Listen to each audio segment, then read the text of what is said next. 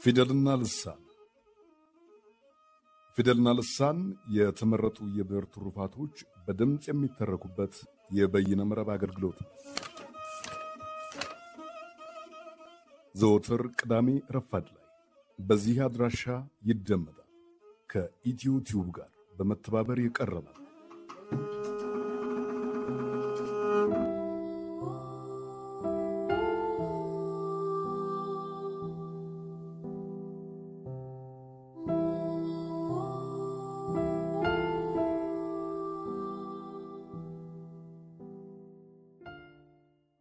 ውዶቻችን እንዴት ናችሁልን? ዛሬ በልዩ ሁኔታ የምንዘክረው ቀን አለ። በኢትዮጵያን የዘመን ቀመር የካቲት 12 1929 ዓ.ም አብርሃ ደቦጭ፣ ሞገስ አስገዶምና ሌሎች ጥቂት የውስጥ አርበኞች በመመሳጠር የጣሊያን የምስራቅ አፍሪካ ግዛት ሹም ገዢ ሊሆን በመጣው ማርሻል ሩዶልፎ ግራዚያኒ ላይ ድንገቴ የቦምብ ጥቃት ፈጸሙ። ግራዚያኒም ቆሰለ። በቀኑ ግራዚያኒ ብዙ ሺህ ኢትዮጵያንን አሰባስቦ ዲስኩር ሊያሰማ በዝግጅት ላይ ነበር። ከጥቃቱ በኋላ በበቀላ በዙሪያው በነበሩ ንጹሃን ኢትዮጵያ ላይ የጅምላ ግድያና ስቃይ ተከትሏል። የታሪክ አጥኚዎች ከአርብ እስከ እሁድ በቆየው የ3 ቀናት ፍጅት 30,000 ሰዎች እጅግ ለመናገር በሚሰቀጥጥ ሁኔታ ተገድለዋል። በእኒያ ቀናት የሆነውን ሁሉ የተመለከተ በሕይወት የተረፈ ተመስገን ገብረ የተባለ የመጀመሪያው የኢትዮጵያ አጭር ልቦለድ ጸሐፊ ሰው ነበር። ሕይወቴ በተሰኘው የግል ታሪክ መጽሐፉ ላይ በዚያ ቀን ያየውን ለማመን የሚያስቸግር እማኝነት አስፍሮታል። ዛሬ የሚነበብላችሁ የእሱ ምስክርነት ነው። አብረን እንዝለቅ።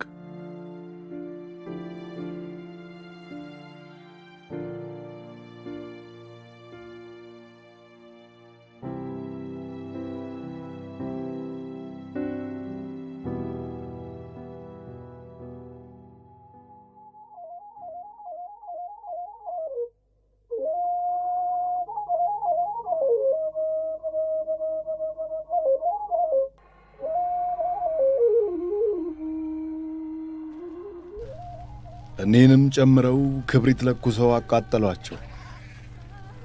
ገና ከነዚህም አንዱ የቅዱሳንን ስምና የክርስቶስን ስም እየጠራ 12ቱ ሐዋርያት ይፍቱን እያለ ይናዘዝ ነበር። እሳቱም እያቃጠላቸው በውስጡ ነው ፋሽስቶችን ተጣራና እንዲህ አላቸው። ከፋሽስት ጋር ለሚኖሩ አዝናለሁ። እኔ ግን ከእንግዲህ ከፋሽስት መንግስት ነፃ ነኝ። እነርሱንም አቃጥሏቸው ሄዱ።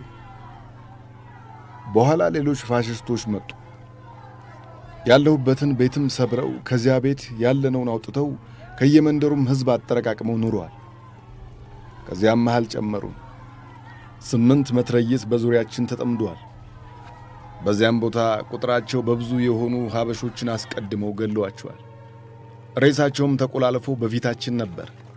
እኛንም በዚያ ሊገድሉን ተዘጋጁ። ለመትረየስም ተኩስ እንድንመች ያንዳችንን እጅ ካንዳችን ጋር አያይዘው አሰሩን። አስረውን ወደ መተኮሱ ሳይመለሱ አንድ ታላቅ ሹም መጣ። የእርሱም ፖለቲክ ልዩ ነበር። ፋሽስቶች የሚያደርጉትን የሰላማዊ ህዝብ መግደል፣ ሕፃናቶችን ከአባትና እናታቸው ጋር በቤት ዘግቶ ማቃጠል፣ መልካም ብሎ ቢወድ እንኳ እኒያ ቦምብ በቤተ መንግስቱ ስብሰባ የወረወሩት ሀበሾች ሳይታወቁ እንዲቀሩ አይወድም ነበርና ስለዚህ ካሚኖችን ይዞ እየዞረ ፋሽስቶች የሚገድሉትን እያስጣለ ወደ እስር ቤት ለምርመራ ይወስድ ኑሯል። እንድንተኮስ ታስረን ከቆምንበት ከቅዱስ ጊዮርጊስ ጠበል አጠገብ ካለው ሸለቆ እስራታችንን አስፈትቶ በ5 ረድፍ ወደ ላይኛው መንገድ ለማድረስ ስንሄድ በአካፋ ራሳቸውን የተፈለጡ እጅግ ብዙ ነበሩ። ምራቄ ካፌ አለቀ። በካሚኑ ወደ እስር ቤት አስወሰደ። ለጊዜው እስር ቤት ያደረጉት ማዘጋጃ ቤት ነበር። ከማዘጋጃ ቤቱ በር ስንደርስ በ5 ካሚዮን ያጠራቀመንን ሰዎች በዋናው መንገድ እንድንቆም አዘዘን። ዙሪያችንን ከበው በሳንጃ እየወጉ ጭፍቅ ብለን በመንገዱ ቆመ። ከወደ ኋላችንም ትልቁን የጣሊያን ካሚዮን በላያችን ነዱብን። 18 ቆስለው አልተጨረሱም። በሳንጃ ጆሮአቸውን ወጓቸው። በአንድ ጊዜ ማለት 48 ሰዎች ጨፈለቀ።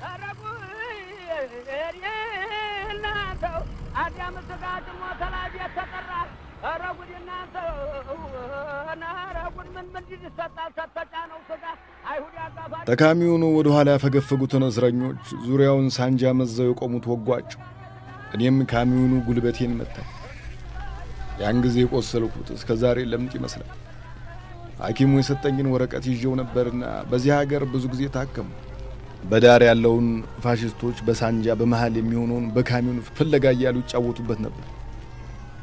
እስር ቤት በሆኑ ማዘጋጃ ቤትም አገቡኝ። ጥቂትም ቆይተን መራጭ ገባ። እየመረጡም ለመግደል ወሰዱ። መልካም ለብሰን የነበርን ልብሳችንን እያወለቀን ጫማችንንም በሰገራ ወረወር ነው። ባላምባራስ ግርማ እባክህን ጫሜን አድርግልኝ ብለው ለመኑ። በሰገራው ውስጥ 5 ሰዎች ገብተዋል። የተጋደመውን እንጨት ለመያዝ ይሞክራሉ፣ ግን እያቃታቸው እየተመለሱ ይጠልቃሉ። አብረውኝ ተቀምጠው የነበሩት አቶ ንጋቱ ገብረ ጽዮን፣ ሰምራን ጓለ ጽዮንን ወንድማማቾችን ወሰዷቸው። እነዚህ ልብሳቸውን አለውጥ ብለው የጨዋ መልክ ስለነበራቸው ነው። የቅዱስ ጊዮርጊስ ቤተክርስቲያን ተቃጥሎ ኑሯል። እንደ ማታ የፀሐይ ጮራ ከምዕራብ በኩል ይታያል። በሌሊት ወስደው ከገደሉት በእስር ቤት የቀረው ያንሳል። ነገር ግን በዚህ ለመግደል ሲያወጡ የሚበልጥ በዚያ በር ያገቡ ነበር። በበነጋው ከተደበደበው ሕዝብ ከኪሱ የተገኘውን እየቆጠሩ ለሹሙ አስረከቡ። እኔም ከጽሕፈት ቤቱ ፊት ለፊት ነበርሁ። የደበደባቸውን የሀበሾችን የጋብቻ ቀለበታቸውን በሲባጎ እንደ መቁጠሪያ ሰክተው ደርድረው በአንገታቸው አግብተው አቀረቡት። አንዱ ቆጥሮ መዝኖም እስኪያስረክብ ሌላው ገና በአንገታቸው ነበር። ንጹሕ የሆነውንም ልብስ በካሚውን አምጥተውት ነበርና እየቆጠሩ አስረከቡ። ገናም ሳይገሉ ገፏቸው ኑሯል። ስለዚህ ከጥቂቶቹ በቀር ሙሉ ልብስ በደም አልተበላሸም። በመሬትም ጣል ጣል እያደረጉ እየቆጠሩ ሲያስረክቡ የጥቂቶቹ ልብሶች ገና እስከ ትኩስ ደም ኑረው ከመሬት መልሰው ሲያነሷቸው አፈሩን ግብስባሱን እያያዙ ሲነሱ አየሁ። ይህም ባየ ጊዜ አንዱ ብድግ ብሎ እንደ ብድ ተነሳ። እርሷን አሁን ከመሬት አፈር ይዛ የተነሳችውን ደም እግዚአብሔር አየ፣ ሊፈርድ ነው። ይህ ክፉ ሥራችሁ በጭካኔ ሕዝቡን የሰው ሕይወት በማጥፋት ትጫወታላችሁ። የገደላችኋቸው ወገኖቻችን ቀለበት በሲባጎ ሰክታችሁ መዝናችሁ ወሰዳችሁ። ደማችንን መሬቱ መጠጠ፣ ሬሳውም እንደ ገለባ ተከመረ። ስትገድሉ እግዚአብሔር ሊፈርዳችሁ ነው። ይሄው አሁን እግዚአብሔር ሚዛኑ ሞላ። እንግዲህ ኢትዮጵያን ከቶ አትገዙ፣ እኔንም አሁን ልትገሉኝ ነው አላቸው። ገናም ነገሩን ሳይጨርስ 5 ቦምብ ተወረወረ። ባጠገቡ ያሉ ሁሉ ተቆላለፈው 80 ሰዎች ወደቁ።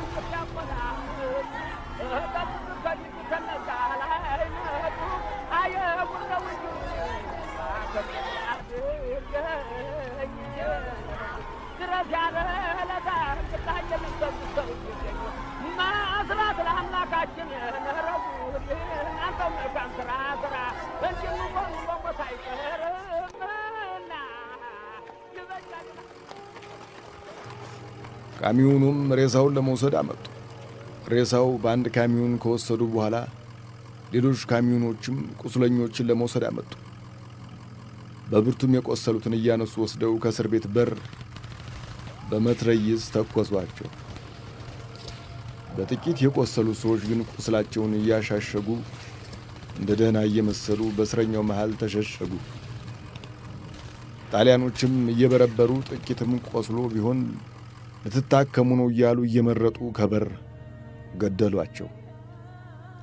ቁስል የሌላቸውንም እየነዱ ሲወጡ ኧረ ጤነኛ ነኝ አልቆሰልንም እያሉ ቢጮሁ አይሆንም ትታከማል ቆስላችኋል ብሎ እየጎተቱ አውጥተው ከማዘጋጃ ቤት በር ሲደርሱ የሳንቃውን ቋሚ ዘንግ የሚመስሉትን ብረቶች በሁለት እጃቸው አንቀው ይዘው አልወጣም አሉ። በእንጨት ላይ ያሰለፉ ገደሏቸው። ቀኑ ብርቱ ፀሐይ ነበር። በዚያ እስር ቤት በማዘጋጃ ቤት ሜዳ ነበርና ብርቱ ክቢያ ተከበን ታላቅ ፍርሃት ነበር። ውሃና መብልም አላገኘንም። በሦስተኛው ቀን ጊዜው 6 ሰዓት ሲሆን 17 ሰዎች በውሃ ጥማት ሞቱ። ይህም ቀን ጨለመ። እህልና ውሃ ሳናገኝ 3ኛው ቀን ነበርና ገንዘብም እየተቀበሉ ከኮዳቸው ጣሊያኖች ለእስረኞች ውሃ መሸጥ ጀመሩ። ሕይወታችንም በዚያ ስቃይ ውስጥ ታንቀን ስንጨነቅ መሸ። እንጂ ለቀን ቀኑ ረጅም ነበር። በዚያ ረሃብና ውሃ ጥማት ሲፈጁን እንዲገድሉን መርጠን ነበር። ይህንም ከልክለውን እሁድ ካሚውን አምጥተው ከዚያ ወደሚሰፋ እስር ቤት ሊወስዱን እየቆጠሩ ስሙንም እየጻፉ 30ውን አሳፈሩት። እንደተናገርኩት እኔ ለጽሕፈት ቤቱ በር አጠገብ ስለነበርኩ እስረኛውን እየቆጠሩ እያሳፈሩ መጓዝ የጀመሩ ከወዲያ በኩል ነበርና ስለዚህ የኔ መሄዴ ዘግይቶ ነበር። ብዙ የሚያሳዝን ቁም ነገሮች በመዘግየቴ አየሁ። 3 ሴቶች በወሊድ ተጨንቀው ኖረዋል። ሊወልዱም ቦታ አላገኙምና በእስረኛው ግፊት ተጨፍልቀው ሞተዋል። 3ቱም ከታናናሽ ሕፃናቶች ጋር ሬሳቸው ወድቆ አየሁት። በውሃ ጥማትና በረሃብ እነርሱም በቦምብ ከገደሉት ከሞተው ሰው ከሬሳው ብዛት የተነሳ እኒህን በወሊድ የሞቱትን ያስተዋላቸው አልነበር። እኔንም ሊገድሉኝ ስሜን በሊስት ይዘው ይፈልጉኝ ነበርና ስሜን ጽፈው ሲያሳፍሩኝ ሌላ ስም ነገርኳቸው። በካሚዮንም እስረኛውን ወደ ወሰዱበት ስፍራ አጓዙን። በመንገድም የካሚዮኑ መብራት በሚወድቅበት እንመለከት ነበር። መንገዱ ሁሉ ሬሳ ተሞልቶ ነበር። በገደሏቸው በሐበሾች ሬሳ ተሞልቶ ነበር። ዝም ብለው በላዩ ይነዱበት ነበር። በሬሳው ብቻ አይደለም፣ በሰው ሬሳ መንገዱ ተበላሽቶ ያስጠይፍ ነበር።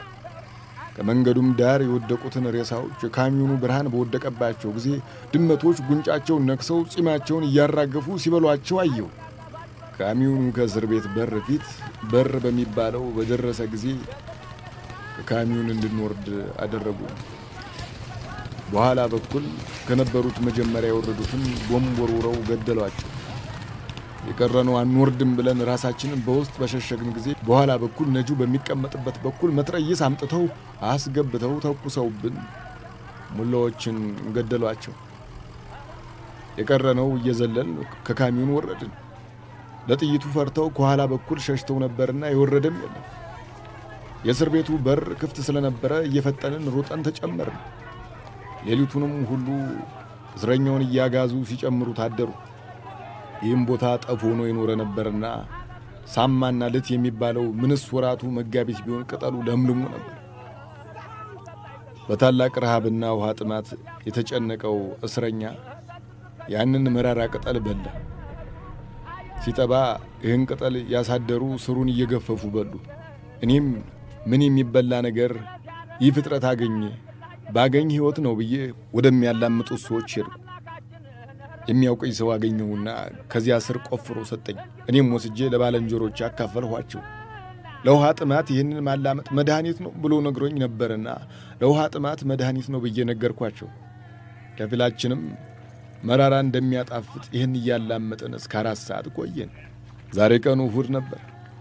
የተያዝንበት ዓርብ በ8 ሰዓት ነበር። ከዚያ እስከ ዛሬ ውሃና እህል የሚባል እንኳን ለመብል ማግኘት ያየም የለም። ፀሐይ በዚያ ቀን ሲተኩስ ሰው ሁሉ ልብሱን እያወለቀ በራሱ ላይ ተከናነበው። በዚያም መከናነብ የፀሐይ ትኩሳት ሲበርድ ውሃና ጥማት መከላከል የሚችሉ መስሏቸው ነበር። ከሌላው እስር ቤት በቀር በዚህ እስር ቤት ውስጥ የነበረው እስረኛ እነርሱ ጣሊያኖቹ እንደገመቱት 18,000 ነበር።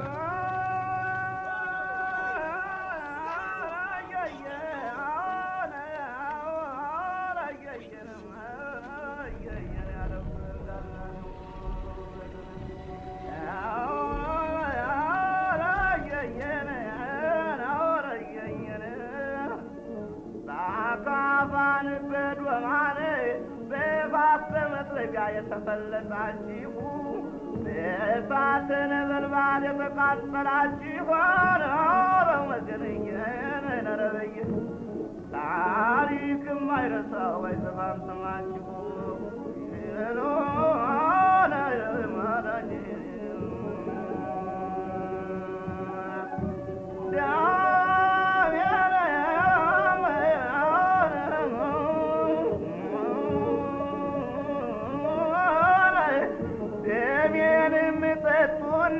ስጋዬንም እንኩ ሰው ለአገሩ ቢሞት አይጠፋም ታሪኩን አይጠፋም ታሪኩን አይጠፋም ታሪኩን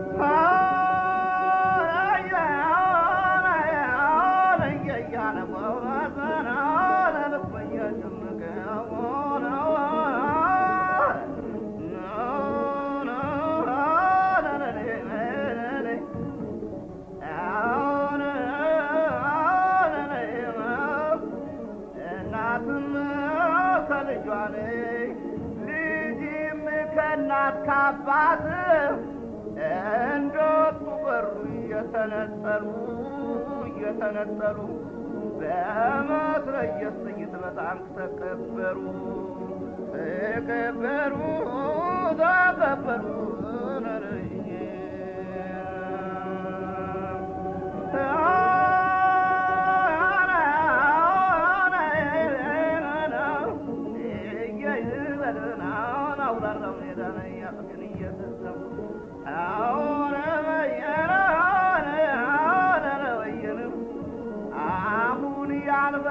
ልጅን አስረው በገመድ እናቱ ስትጮህ ስትሆን እብድ እርሳስ ስትቃጠል ሲወርድባት ወልድ ይህን የሚረዳት አጣንድ ዘመድ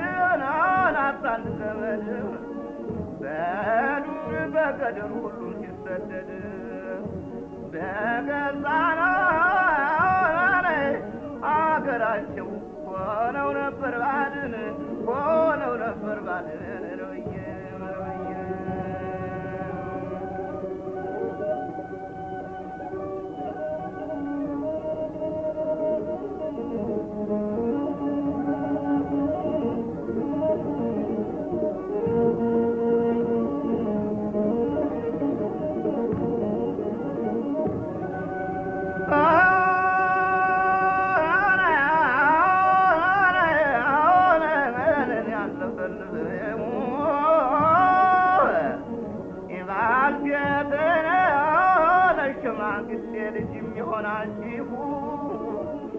ባካፋን በዶማ ያለቀው ዘራችሁ ይህን የዛሬ ቀን አስታውሱት ሁላችሁ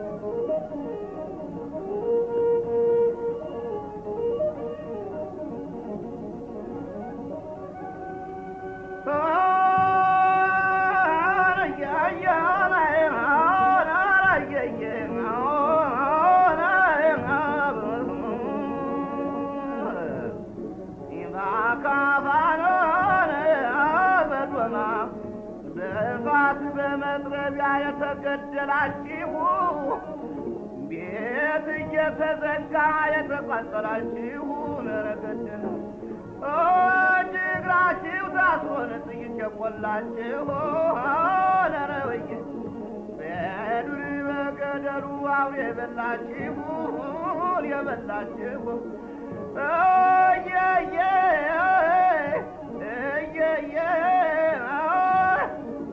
እላለሁኝ ዛሬ ነው ቀናችሁ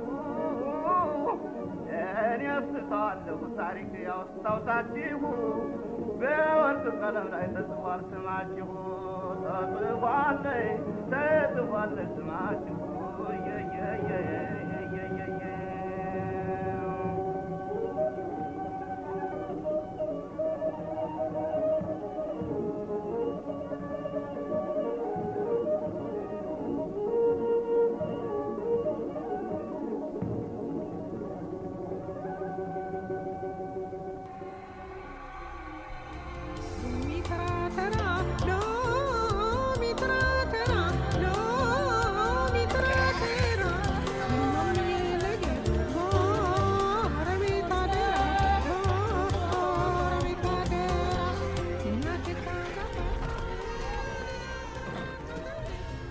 ከረሃቡና ከጥማቱ የተነሳ እስረኛው ሁሉ መናገር አይችልም ነበር።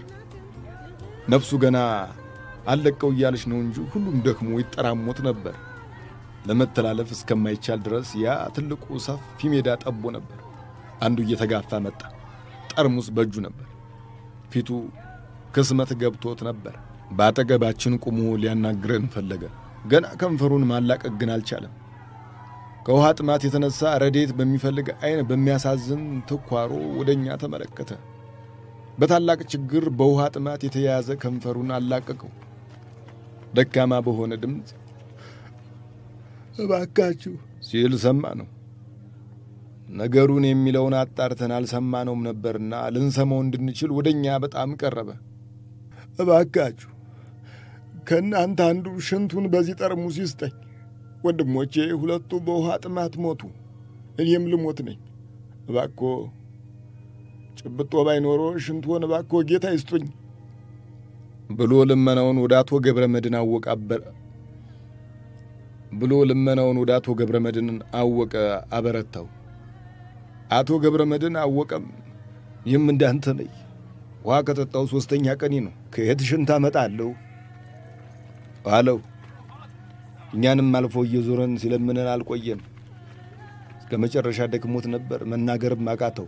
እንደ ድንጋይም ባጠገባችን ተንተርሶ ጥቂት ጊዜ ተጋድሞ በሕይወቱ ቆየ።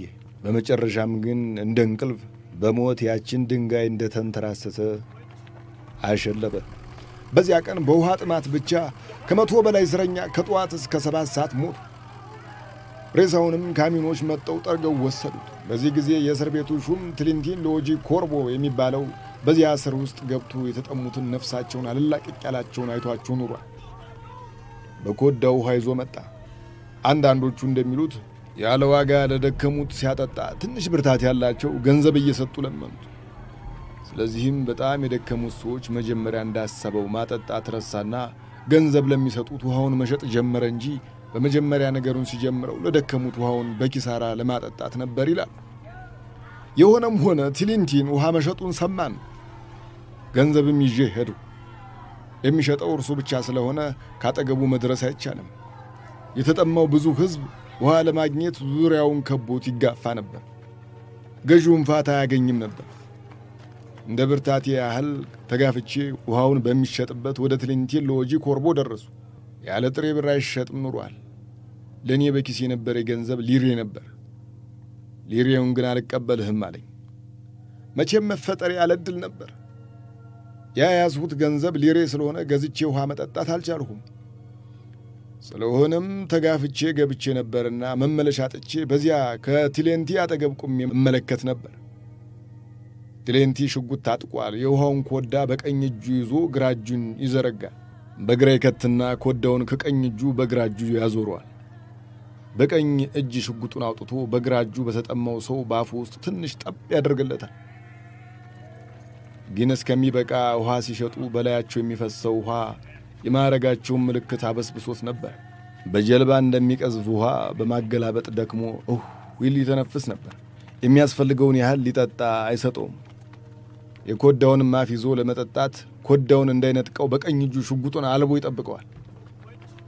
ጥቂት ጠብታ ባፉ አፍስሶለት ሊወስደው ደፍሮ ኮዳውን የሚነካው አልነበረም። አንድ ሰው ይህን ያህል ውሃ በአንድ ብር ገዝቶ ጠጣ ብዬ ልገምት አልችልም። ነገር ግን ምን ያህል እንደጠጣ አስቡ። የኢጣሊያ አንድ ኮዳ 2 ጠርሙስ ተኩል ይይዛል። ትሊንቲ አንዱን ኮዳ ውሃ ለ25 ሰዎች አስጠጥቶ 25 ብር ለአንድ ኮዳ ውሃ ተከፈለ። የአቶ ስለሺ አሽከር በጣም ተጠምቶ ነበር። 1 ብር በትሊንቲ ግራ እጅ እያኖረ እርሱም ከኮዳው አጠጣው። ትሊንቲም ውሃውን አቀረበና ባፉ አፈሰሰለት። ሳይረካም ኮዳውን ትሊንቲን ቀልጥፎ ሲያቀናው በሁለት እጁ ካፉ አስጠግቶ ያዘው። ትሊንቲም ሽጉጡን በአይኑ መሃል ተኮሰበት። ሳይውጠው ገና በጉንጩ የነበረው ሲወድቅ ባፉ ፈሰሰ። ትሊንቲም ደጋግሞ ተኩሶ ጨረሰ። እርሱን በተኮሰው ጊዜ አሳልፎ ክንዱን ያንዱን ሰው አቁስሎ ስለነበረ የቆሰለው ብር እንኳን ቢሰጠው እንዲሁ ያለው ዋጋ አጠጣው። ይንዲ ያለ ጭንቅ ውስጥ መያዛችን የሰው ተማሪ ቤት ወይም የሰው ታሪክ ሊያሳየው ሊያስተምረው ያልቻለውን ከሁሉ በሚበልጥ የጣሊያንን ሕዝብ ጨካኝነት እንመለከት ነበር። ለሰው ጥፋት የተፈጠረ የሰው ጭንቀት ለደስታው ነበር። በሊሬ ውሃ ገዝቼ መጠጣት እንደማልችል ቁርጥ ባወቅ ጊዜ ተመለሱ። አንድ ሶልዳቶ ለብቻው ቆሞ ነበርና ውሃ ባክን ስጠኝ ብዬ ቋንቋውን አላውቀውምና እባክዎን እያልኩ 30 ሊሬ ያሳየሁት። ኬንቶ ሲለኝ ቁጥር በመሆኑ 100 ማለቱን አወቅኩት። 100 ሊሬ ሰጠሁት። ከዚያ ተቀመጥ ብሎ አስቀምጦኝ ሄደ። ውሃም በፊያሽኮ ይዞ መጣ። ነገር ግን 50 ሊሬ ካልጨመርክ አይሆንም አለ። የሚያነጋግረኝ በጥቅሻ ነበር። ያውም ሲሆን ውድሞ ተግኖ ነበር። ምክንያቱም ቲሊንቲው ሌሎች ተራ ወታደሮች ሁሉ ውሃ እንዲሸጡ አልፈቀደላቸውምና ነበርና እንዳያው ተሸሽጎ መሸጡ ነበር። ምን አደርጋለሁ ሊሬ ከሕይወት ይበልጣልን ብዬ 50 ሊሬ ጨመርኩት። አንድ ፋሽኮ ውሃም ሰጠኝ። የተጠሙት እስረኞች እየተቃሙ እያስጠጡም ነበርና ከእግሩ ስር ተቀምጬ ሳንጃ መዞ እየጠበቀ ይጠጣው። የተረፈኝንም ለባለንጆሮቼ ለመውሰድ እስረኞች ይቀሙኛል እንጂ እንደማያደርሱኝ አወቁ።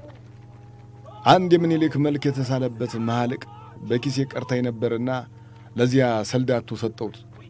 ውሃውን እንደያዝኩ ሸኝቶ ከባለንጆሮቼ እንዲያደርሰኝ ለመንኩት። ሳንጃውን መዞ ውሃውን ሊቀማኝ የሚመጣውን የተጠማውን እስረኛ ሁሉ እየተከላከለ ከባለንጆሮቼ አደረሰኝ። ሁለት ባለንጆሮቼ በጭራሽ ሞተው አገኘኋቸው። ከንፈራቸውንም እያላቀቁ ባፋቸው ባፈሰላቸው ምንም አልተገኙም። ይህንም በውሃ ጥማት የሆነው ታላቅ እልቂት እንዲቀር ውሃ በሽራ ቧንቧ ኢጣሊያኖች ከታሰርንበት ድረስ አግብተው በ120 በርሜል ሞሉልን። እኛ ሁለት ሹማምንቶች ማርሻሎና ቴሌንቲሎ አጂ ኮርቦ እስረኛውን እያካፈሉ ከዚያ ወዲህ ያለው ይጠጣ እያሉ ሲከላከሉ አንድ ጊዜ እስረኛውን እንደናዳ ተንዶ ጥሷቸው ሄደና ውሃውም የቻለውን ያህል ይጠጣል። በርሜሉንም ገና ያላየው ነበር። እርሱስ በዚያ ግፊት እኒህ ውሃ ሲሸጡ የዋሉ ሹማምንት ተድጠው ሞተው ኖሯል። የሹማምንቶቻቸውን ሞት ስላወቁ ሰው ላይ ቦምብ ይወረውሩበት ጀመር። በበርሜሎች ዙሪያ ሬሳው ተከመረ። በቦምብ የተመቱት የጥቂቶችም ሬሳ በበርሜሎች ውሃ ውስጥ ገባ። ደማቸው ተቀላቀለበት። ሰውም ከላያቸው ላይ ሳይጸየፍ ይጠጣ ነበር። ልብሳቸውንም በበርሜሉ ውሃ እየነከሩ አምጥተው የተነከረውን ልብስ እንደ ጡት ጠቡት። በደከሙት ባለንጀሮች አፍም የጨመቁላቸው ቤዛ ሆኑ። ከተወረወረብን ቦምብ ብዛት የተነሳ የሞተው ሬሳ በበርሜሉ ዙሪያ ተቆልሎ ነበርና ሰው ቢሄድም ሬሳው ወደ በርሜሉ እንደማያደርሰው አወቀ። ከመሄድም ታገሰ። 3 መትረየስ አግብተው ጠምደው ተኮሱብን። ውሃ ለእስረኛ ሲሸጡ ውለው እግዚአብሔር ፈርዶባቸው የተጣዱትም የሹማምንቶቻቸውን በቀል ተበቀሉ።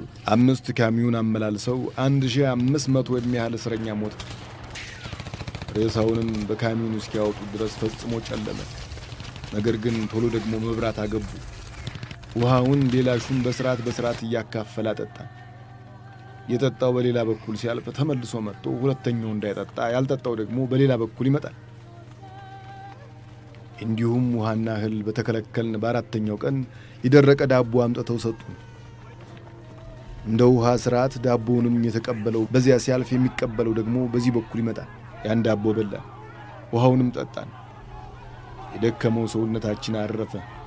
በኢጣሊያ ፋሽስት የተያዘ ሳይገደል በሕይወት ፊት ምንድን ነው? መብልና ውሃ የሰጡን ሹማምንቶች ወደ ቤታቸው በተመለሱ ጊዜ ቁጣቸውን አድሰው በዙሪያው በውድሞ ላይ ያሉ ፋሽስቶች በሰይወት ሊጫወቱብን ቦምብ ይወረውሩብን ጀመር። ግን የቁጣ ምክንያት አልነበራቸውም። በዙሪያው ከሚወረወር ከቦምብም ለመሸሽ የማያደርስበት መሐከለኛ ቦታ ለመያዝ እርስ በርሳችን ተጋፋን። ተጨናንቆ ተጋፍቶ ቆሞ ሳለ በዙሪያ ዳር የሚወረወሩ ቦምቦች ከመሃል አወራወራቸው ሊደርሳቸው ስለማይችል በዳር በኩል ዙሪያውን ያሉትን ጨፈጨፏቸው። የቀረውም በመሃል ሆኖ ለቦምብ ወራ ስላቃታቸው መትረየሱን ለመሃል ጠምደው ተኮሱብን። ከጥይት ለመዳን የፈለገ ሲተኛ የቆመው ሕዝብ ጨፈለቀው። የቆመውን መትረየስ ጠረገው። የቆሰለና ያልቆሰለ የሞተና ደነኛ እስኪጠባ ድረስ ተቆላልፎ አደረ። ሰኞ በበነጋው ሌላ ሹም መጥቶ ደነኛውንና የቆሰለውን በአንድ በኩል ለየው። የሞተውን ሬሳ ግን በካሚዮን ማጓዝ ጀመረ። ግን በዚያ ማታ በቦምብ የገደሏቸውን ሬሳዎች ሳይወስዱ ስለቀሩ ወደ በሩ ሲል ባለው ማዕዘን አንድ ሴት እስከ ልጇ የታሰረች በቦምብ ተመታ ሞቷ ኑሯል። ልጇ ደህና ነበር። የእናቱንም ሬሳ ሌሊቱን ሁሉ በደረቷ ላይ ተሰቅሎ ገና በሕይወት እንዳለች ሁሉ ይጠባት ነበር። እስረኞችም ምንስ በእንዲህ ያለ ጭንቅ ተይዘው በውሃ ረገድ ባይረዳዱ የዚህ ሕፃን ስቃይ ልባቸውን አንቀሳቀሰው። ይህንን ሕፃን አንስተው ትናንት በግፍ ልጇ ለተዳጠባት ሴት እባክሽ አጥቢው ብለው ሰጧት። ያችም ሴት ለልጇ ምትክ እንዳገኘች ደስ ብሏት አልተቀበለችም። ነገ ኢጣሊያኖች ለሚገድሉት ለማሳደግ አላጠባ፣ ለመትረየስና ለሳንጃ አላሳድግም። ብላ ወረወረችው። በዚያ ብርቱ ፀሐይ ተንጋሎ ወድቆ ብርቱ ለቅሶ አለቀሰ። እኔም አንስቼ እናቱ ሬሳ ላይ አስቀመጥኩት። እናቱንም እንዳገኘው ሁሉ ደስ ብሎት ልቅሶውንም አቆመ። ወዲያውም በካሚዮን ሬሳውን መውሰድ ጀመሩ። የዚህን ሕፃን በካሚዮን ሬሳዋን ፋሽስቶች ወስደው ሲያገቡ አንዱ ኦፊሰር የሆነ ፋሽስት ይህን ሕፃን ታቅፎ በእውነት ሲያለቅስ አየነው። ሌሎች ጣሊያኖች ለዚህ ሕፃን አዘኑለት። ሹሙም እንደታቀፈ ወሰደው። ወዲያው የካቶሊክ ካህናት ከሹሙ ጋር አብረው ገብተው እስከዚያ ድረስ በሕይወት የቆዩትን የሃይማኖት ወገኖቻቸውን እየዞሩ ፈተሹ። ስማቸውንም በሊስት ይዘው እየጠሩ አስፈቷቸው። ፕሮቴስታንት ነው ተብሎ የተጠረጠረ ግን በሰላይና በጠቋሚ እየተያዘ ከዚያው ከእስር ቤት በር በመትረየስ ተደበደበ። ለጥቂትም ሰዓቶች በሃይማኖት ጥያቄ አደረጉ። እያንዳንዱን እያያዙ ሃይማኖት ምንድነው እያሉ ጠየቁት። እዚያ ውስጥ የነበረው እስረኛ ስለ ሃይማኖት ሲጠየቅ ካቶሊክና ሙስሊም ብቻ ሆነ። አንድም ፕሮቴስታንት ነኝ የሚል አልነበረም። ከደፋሩ ከእውነተኛው ክርስቲያን ካቶ አሪያ የመድኃኔዓለም አለቃ የነበረው በቀር ፕሮቴስታንት ነኝ ብሎ የተናገረ የለም። እነዚያ በአዲስ አበባ በኢትዮጵያ የነበሩ ሚስዮናውያን አቶ አሪያንስን ታውቋቸዋላችሁ? ምን እንዳደረጓቸው፣ እንዴት እንደገደሏቸው? ከ3 ቀን የከተማ ጥፋት በኋላ ከሆለታ የመጡ የፋሽስት አውሬዎች በሚመላለሱበት ካሚዮን በኋላ በኩል ካለው ከላስቲኩ ተቀዳሚ ጋር የአቶ አሪያን እግራቸውን ጠርቅመው አሰሯቸው። ካሚዮኑ ሳይጎትታቸው እኔ ወደ ሰማይ እንድገባ ሰማይ ተከፍቶ ይጠብቀኛል፣ ኢየሱስንም እዚሁ አየዋለሁ፣ ደስ ይለኛል፣ ደስ ይለኛል፣ ደስ ይለኛል የሚለውን የሚስዮን መዝሙር ዘመሩ። ፋሽስቶችም የተሻለውን መዝሙር ብትሰማ ይሻልሃል አሏቸውና ዱኪ ዱኪ የሚለውን መዝሙራቸውን ዘመሩ። ካሚዮኑም ሞተሩን አስነስቶ ሲነዳ ያን ጊዜ ብርቱ የሆነ አወዳደቅ ታስረው ቆመው ነበርና አቶ አሪያ ወደቁ። ካሚዮኑም እየፈጠነ ጎተታቸው። ከአዲስ አበባ እስከ ሆለታ 45 ኪሎ ሜትር ይሆናል። ካሚዮኑ ከዚያ ሲደርስ ያ ከካሚዮኑ ጋር የታሰረው እግራቸው ብቻ እንደተንጠለጠለ ነበርና የካሚዮኑ ነጂ ከካሚዮኑ ፈታና ለውሾች ወረወረው። የኢጣሊያ ፋሽስት መቼም እያንዳንዱ ንጉሥ ነውና አቶ አሪያን ይህ ሞት ተፈርዶባቸው ሞቱን ሲቀበሉ ብዙ የካቶሊክ መነኩሳት በዙሪያቸው ገመድ የታጠቁ ቆመው ይመለከቱ ነበር። ይልቁንም አቶ አሪያ ያን መዝሙር ሲዘምሩ በረሃብና በጥማት ተጎድተው ስለነበረ ድምጻቸው ደክሞ ነበርና በመዝሙሩ ደስ አላላቸው። ይህ የሞት ፍርድ የሚገባ አይደለም ብለው አልተናገሩም። እነዚያ የካቶሊክ ካህናት የሃይማኖት ወገናቸውን ሁሉ አስፈትተው ይዘው ሄዱ። የዛን ዕለት ማታውኑ የቀረነውን እስረኞች በካሚዮን ጭነው ወደ ሆለታ ወሰዱ። እዛም ስንደርስ በጫካ አውርደው ተኮሱብን። እኔም አጠገብ ያለው ሰው ተመትቶ ሲወድቅ አብሬው ወደቅኩ።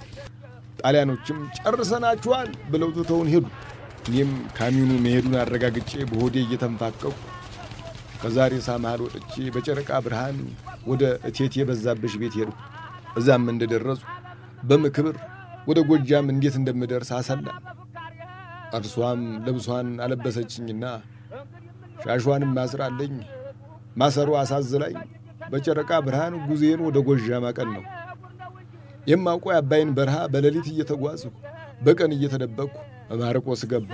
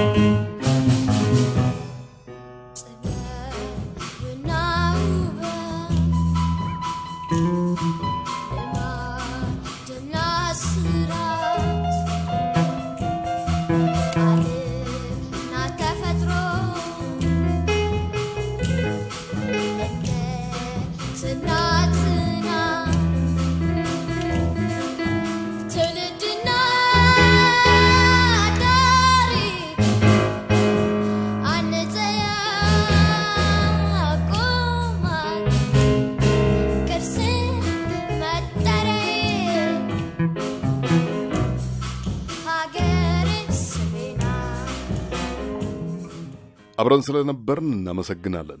በሌላ የፊደልና ልሳን ቆይታ እንመለሳለን። ክብር ለሰማዕታት ኢትዮጵያውያን።